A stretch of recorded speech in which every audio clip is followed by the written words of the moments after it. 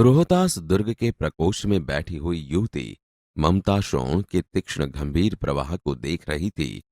मन में वेदना, मस्तक में आंधी, आंखों में पानी की बरसात के लिए वह विकल थी। वह रोहतास दुर्ग के मंत्री चूड़ामणि की एकमात्र दुहिता थी। उसके लिए कोई अभाव होना असंभव था, परंतु वह विधवा थी। उसकी विडंबना का अंत कहाँ था? चूड़ामणि ने चुपचाप उस प्रकोष्ठ में प्रवेश किया। शोण के प्रवाह और उसके कलनाद में ममता अपना जीवन मिलाने में बेसुध थी। पिता का आना न जान सकी। चूड़ामणि व्यथित हो उठे। स्नेहपालिता पुत्री के लिए क्या करे, यह स्थिर न कर सके थे। लौटकर बाहर चले गए, ऐसा प्रायः होता, परंतु आज मंत्री के मन में बड़ी दुश्चिंता थी। पैर सीधे न पड़ते थे। एक प्रहर बीत जाने पर वे फिर ममता के पास आए। उस समय उनके पीछे 10 सेवक चांदी के बड़े थालों में कुछ लिए खड़े थे। कितने ही मनुष्यों के पद शब्द सुन ममता ने घूम कर देखा। मंत्री ने सब थालों को रखने का संकेत दिया। अनुचर थाल रखकर चले गए। यह क्या है पिताजी? तेरे लिए बेटी, उपहार है। कहकर चूड़ामणि ने आवरण उलट दिया। स्वर्ण का पीलापन उस सुनहरी संध्या में विकीर्ण होने लगा। ममता चौंक उठी। इतना स्वर्ण यह कहाँ से आया? चुप रहो ममता, यह तुम्हारे लिए है। तो क्या आपने शत्रु का उत्कोच स्वीकार कर लिया? पिताजी, यह अनर्थ है, अर्थ नहीं। लौटा दीजिए पिताजी। हम लोग ब्राह्मण हैं, इतना सोना लेकर क्या करेंगे? इस पतनोन्मुख प्राचीन सामंत वंश का अंत समीप है बेटी। किसी भी दिन शेर शाह रोहतास दुर्ग पर अधिकार कर सकता है। उस दिन मंत्रित्व न रहेगा। तब के लिए बेटी। हे भगवान, विपद के लिए इतना आयोजन, परमपिता की इच्छा के विरुद्ध इतना साहस। पिताजी, क्या भीख न मिलेगी? क्या कोई हमें 2 मुट्ठी अन्न न देगा? यह असंभव है। फेंक दीजिए पिताजी, मैं कांप रही हूँ। इसकी चमक आंखों को अंधा बना रही है। मूर्ख है। कहकर चूड़ामणि चले गए। दूसरे दिन जब डोलियों का तांता आ रहा था, मंत्री चूड़ामणि का हृदय धक धक करने लगा। वे अपने को रोक न सके। उन्होंने जाकर रोहतास दुर्ग के तोरण पर डोलियों का आवरण खुलवाना चाहा। यह महिलाओं का अपमान करना है। बात बढ़ गई। तलवारें खींची। मंत्री वहीं मारे गए। राजा रानी और कोष सब छली शेरशाह के हाथ पड़े। निकल गई ममता। डोली में भरे हुए पठान सैनिक दुर्ग भर में फैल गए, परंतु ममता न मिली। काशी के उत्तर में स्थित धर्मचक्र विहार मौर्य और गुप्त सम्राटों की कीर्ति का खंडहर था। खंडित शिखरों वाले भवन, तृण गुल्मों के ढके हुए प्राचीन और ईंटों के ढेर में बिखरी हुई भारतीय शिल्प की विभूति ग्रीष्म की चंद्रिका में स्वयं को शीतल कर रही थी। जहां गौतम का उपदेश ग्रहण करने के लिए पंचवर्गीय भिक्षु पहले मिले थे, उसी स्तूप के भग्नावेश की मलिन छाया में एक झोंपड़ी के दीपालोक में एक स्त्री पाठ कर रही थी। अनन्या श्विन्तयन्तो मां ये जनाः पर्युपासते। पाठ रुक गया। एक भीषण और हताश आकृति दीपक के मंद प्रकाश में सामने खड़ी थी। स्त्री उठी। उसने कपाट बंद करना चाहा, परंतु उस व्यक्ति ने कहा, माता, मुझे आश्रय चाहिए। तुम कौन हो? मैं मुगल हूँ। चौसा युद्ध में शेरशाह से विपन्न होकर रक्षा चाहता हूँ। इस रात अब आगे चलने में असमर्थ हूँ। क्या शेरशाह से? हाँ माता। परंतु तुम भी वैसे ही क्रूर हो। वही भीषण रक्त की प्यास, वही निष्ठुर प्रतिबिंब तुम्हारे मुख पर भी है सैनिक। मेरी कुटी में स्थान नहीं, जाओ कहीं दूसरा आश्रय खोज लो।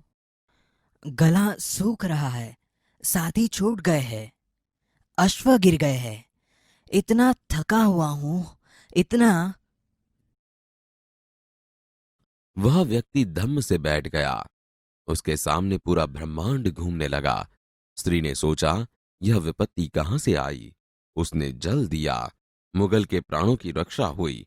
वह सोचने लगी कि ये सब दया के पात्र नहीं, मेरे पिता का वध करने वाले आताताई।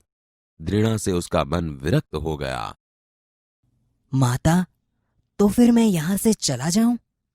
स्त्री विचार कर रही थी, मैं ब्राह्मणी हूं, मुझे तो अपना धर्म अतिथि देव के सत्कार का पालन करना चाहिए, परंतु यहां नहीं नहीं, ये सब दया के पात्र नहीं। परंतु यह दया तो नहीं, कर्तव्य करना है। तब मुगल अपनी तलवार टेक कर उठ खड़ा हुआ। क्या आश्चर्य है कि तुम भी छल न करो। ठहरो। छल नहीं, तब नहीं। स्त्री, जाता हूं।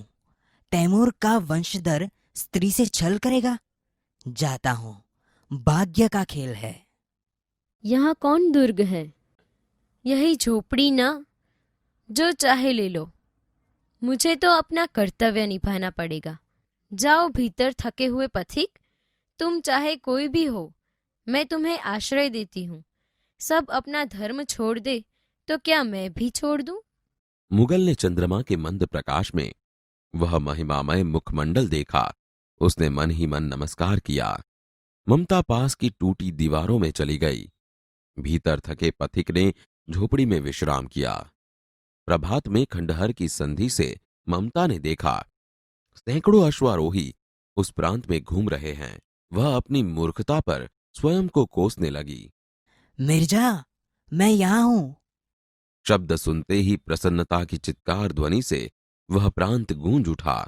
ममता अधिक भयभीत हुई। वह स्त्री कहाँ है? उसे खोज निकालो। ममता छिपने के लिए अधिक सचेष्ट हुई। वह मृगदाव में चली गई। दिन भर उसमें से न निकली। संध्या हो गई। वे लोग जाने लगे। ममता ने सुना पथिक घोड़े पर सवार होते हुए कह रहा था, मिर्जा, उस स्त्री को मैं कुछ दे न सका। उसका घर बनवा देना, क्योंकि मैंने विपत्ति में यह विश्राम पाया था। यह स्थान भूलना मत। इसके बाद वे वहां से चले गए। चौसा के मुगल पठान युद्ध को बहुत दिन बीत गए। ममता अब 70 वर्ष की वृद्धा है। एक दिन वह अपनी झोंपड़ी में पड़ी थी। शीतकाल का प्रभाव था। उसका जीर्ण कंकाल खांसी से गूंज रहा था। ममता की सेवा के लिए गांव की 2-3 स्त्रियां घेर कर बैठी थी, क्योंकि ममता आजीवन सबके सुख दुख की सहभागिनी रही थी। ममता ने जल पीना चाहा।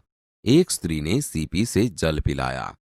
सहसा एक अश्वारोही उसी झोंपड़ी के द्वार पर दिखाई पड़ा। वह अपनी धुन में कहने लगा, मिर्जा ने जो चित्र बनाकर दिया है वह तो इसी जगह का होना चाहिए। वह बुढ़िया मर गई होगी। अब किससे पूछूं कि एक दिन शहंशाह हुमायूं किस छप्पर के नीचे बैठे थे। यह घटना भी तो 47 वर्ष से ऊपर की हुई। ममता ने अपने विकल कानों से सुना। उसे बुलाओ। अश्वारोही पास आया। मैं नहीं जानती कि वह शहंशाह था या साधारण मुगल, पर एक दिन इस झोपड़ी के नीचे वह रहा। मैंने सुना था कि वह मेरा घर बनवाने की आज्ञा दे चुका था। भगवान ने सुन लिया। आज मैं इसे छोड़े जाती हूँ।